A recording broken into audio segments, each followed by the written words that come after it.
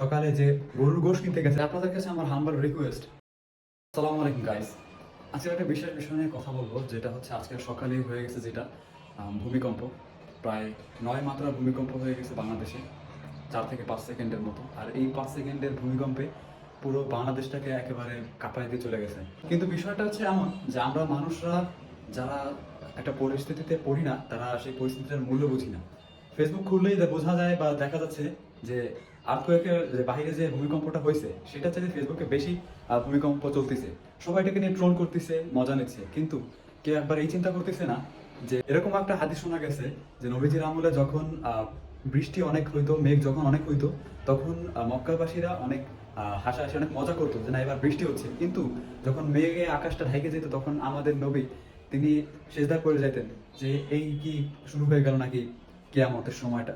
আর আমরা আজকেরা হাসাহাসি করতেছি, ট্রোল করতেছি এটা নিয়ে।